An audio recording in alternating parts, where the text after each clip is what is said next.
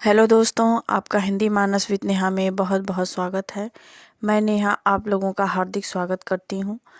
आज का वीडियो जो बच्चन सिंह की सीरीज़ थी प्रश्नोत्तरी की, उस सीरीज में अगली कड़ी या फिर अगली वीडियो के रूप में आप देख सकते हैं। और इस प्रश्नोत्तरी में जो बच्चन सिंह द्वारा लिखित हिंदी साहित्य का दूसरा इतिहास है, उससे मैंने प्रश्न बनाए हैं। आशा करती हूँ कि आप लोग अच्छे से अपनी तैयारी को कर रहे होंगे। तो इसी क्रम में चलिए शुरू करते हैं हम आज का वीडियो। अगर आपको वीडियो पसंद आए तो कृपया चैनल को सब्सक्राइब ज़रूर करें। चलिए देखते हैं आज का पहला प्रश्न। प्रश्न है कि राम वृक्ष बेनीपुरी की रचना लाल तारा किस विधा की है? रिपोर्ताज, रेखाचित्र, संस्मरण या फिर यात्रा वृत्तांत? तो इसका जवाब हो जाएगा ऑप्शन नंबर 1, ये रेखाचित्र है। प्रश्न संख्या 2 है, नंद दुलारे वाजपेयी की रचना नहीं है। आधुनिक साहित्य, नया साहित्य, नए प्रश्न, राष्ट्रीय साहित्य या फिर साकेत एक अध्ययन? तो इसका जवाब हो जाएगा ऑप्शन नंबर 4, साकेत एक अध्ययन नंद दुलारे वाजपेयी की रचना नहीं है। प्रश्न संख्या 3 है, कबीर ने अपने साहित्य क्षेत्र में प्रतीक कहाँ से चुने हैं? पहला हस्तकला उद्योग से, दूसरा है प्रकृति से, तीसरा है जीवन जगत से या फिर चौथा है सभी से? तो कबीरदास ने अपने जो साहित्यिक क्षेत्र में प्रतीक चुने हैं वो हस्तकला उद्योग से चुने हैं, इसीलिए इसका जवाब हो जाएगा ऑप्शन नंबर 1। प्रश्न संख्या 4 है, निराला ने किसके पदों की मादकता को नागिन की लहर कहा है? विद्यापति, पंत, तुलसीदास या फिर केशवदास? ये कथन आचार्य शुक्ल के इतिहास ग्रंथ में भी देखने को मिलता है और बच्चन सिंह ने भी यहाँ पे उठा के रखा है।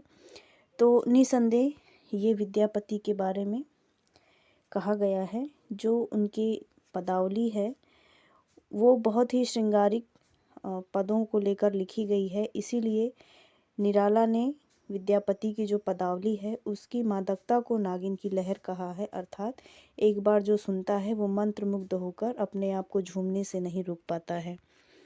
अगला प्रश्न देखते हैं। प्रश्न है, नरसिंह मेहता का संबंध कहाँ से है? पहला बंगाल, दूसरा गुजरात, तीसरा महाराष्ट्र या फिर चौथा राजस्थान? तो नरसिंह जी वही हैं जो कि महात्मा गांधी गाते थे ना कि वैष्णव जन तो तेनी कहिए जे पीर पराई जाने रे। तो नरसिंह मेहता का संबंध उत्तर अगर हम देखें तो गुजरात से था, इसीलिए दूसरा ऑप्शन यहाँ पे सही हो जाएगा।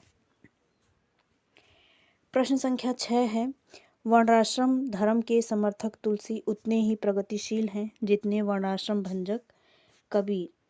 यह कथन किसका है? हजारी प्रसाद द्विवेदी, शुक्ल, बच्चन या फिर नामवर सिंह? तो इसका जवाब हो जाएगा बच्चन सिंह, ऑप्शन नंबर 3। प्रश्न संख्या 7 है, जीवन के विरुद्ध मृत्यु और मृत्यु के विरुद्ध जीवन के संघर्ष का नाम है। खाली स्थान में क्या लिख सकते हैं हम लोग? तो ऑप्शन में रामचरितमानस है, बीजक है, सुजान चरित है और पद्मावत है। तो यहाँ पे पद्मावत आएगा, ऑप्शन नंबर 4, क्योंकि बच्चन सिंह अपने इतिहास ग्रंथ में कहते हैं कि जीवन के विरुद्ध मृत्यु और मृत्यु के विरुद्ध जीवन के संघर्ष का नाम क्या है? पद्मावत है। प्रश्न संख्या 8 है, किस कबीर पंथी मठ का बीजक सबसे पुराना है? अतरौली का, गहमर का, सतकड़ी का या फिर धन्योती का? तो इसका जवाब हो जाएगा ऑप्शन नंबर 4। जैसा कि पता है जो पुराने कवियों द्वारा लिखे गए उनकी जो मूल पुस्तकें हैं वो हस्तलिखित होती थी और किसी न किसी प्रारूप में क्रम दर क्रम वो चलती चली आ रही थी। तो उसका एक जो संग्रहकर्ता स्थान होता था वो जो उस पुस्तक के जो रचयिता हैं उनके धर्म या फिर उनके चलाए गए संप्रदायों को मानने वाले के पास ही सुरक्षित रहते थे। तो उसी कड़ी में प्रश्न है कि किस कबीर पंथी मठ का बीजक सबसे पुराना है, अर्थात उस मठ में वो पुस्तक बहुत प्राचीन समय से संकलित है और पुरानी है। तो इसका ऑप्शन हो जाएगा धन्योती का। प्रश्न संख्या 9 है कि बच्चन सिंह ने किस कवि को अवधी का अर्घान कवि कहा है?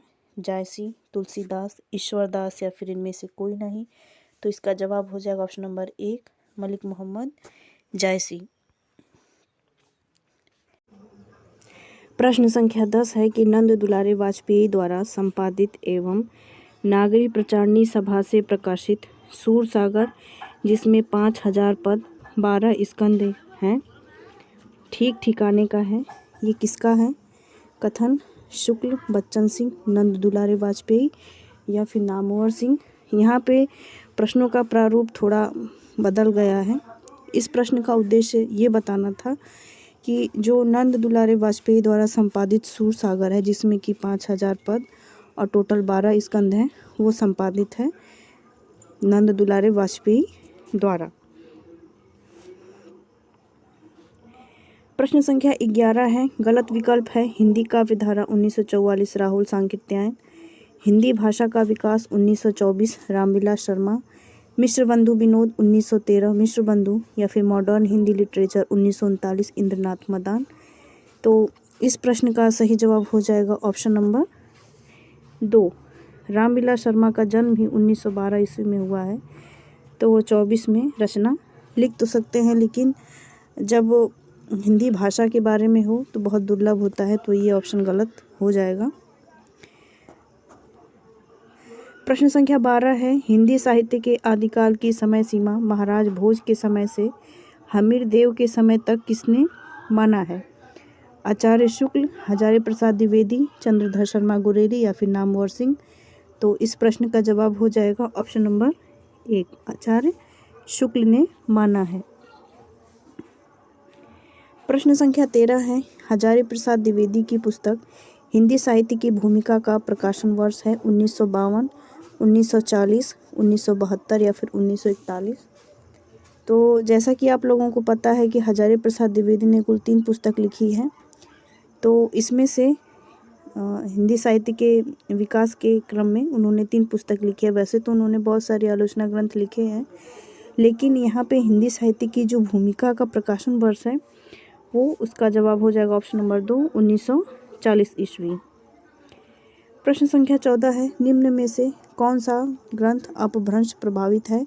ढोला मारूरा दूहा, खुसरो की पहेलियाँ, भारतेश्वर बाहुबली रास या फिर विद्यापति की पदावली। तो इस प्रश्न का जवाब हो जाएगा ऑप्शन नंबर 3, भारतेश्वर बाहुबली रास। प्रश्न संख्या 15 है, यह एक सांप्रदायिक ग्रंथ है, बच्चन सिंह किस ग्रंथ के विषय में ऐसा बोलते हैं? सूर सरावली, पाउनचरियू, भारतेश्वर बाहुबली रास या फिर हंस जवाहिर। तो इस प्रश्न का जवाब हो जाएगा ऑप्शन नंबर 1, सूर सरावली, क्योंकि सूर सरावली बच्चन सिंह बोलते हैं कि ये एक सांप्रदायिक ग्रंथ है। चलिए अगला प्रश्न देखते हैं। प्रश्न संख्या 16 है, देसिल बैना सब्जन मीठा काव्य पंक्ति है विद्यापति शुक्ल खुसरोचंद। तो इसका जवाब तो सभी को पता होगा, ऑप्शन नंबर 1, विद्यापति। आज का आखिरी प्रश्न है, विद्यापति की जो पदावली है वो प्रभावित है गीत गोविंद, स्वप्न वासव दत्तम, अलंकार माला या फिर पांचवीं शतक। तो इस प्रश्न का जवाब हो जाएगा ऑप्शन नंबर 1, गीत गोविंद। जो विद्यापति की पदावली है वो जयदेव द्वारा रचित गीत गोविंद से प्रभावित है, और इसकी मादकता बहुत ही श्रृंगारिक पदों के कारण है, इसीलिए निराला ने इस पदों की जो उसकी व्याख्या है, मादकता है, उसे नागिन की लहर कहा है। तो ये थे आज के कुछ चुनिंदा प्रश्न। मिलते हैं अगले वीडियो में, बने रहें इस चैनल पर। अगर आपको वीडियो पसंद आया हो तो कृपया चैनल को सब्सक्राइब ज़रूर करें।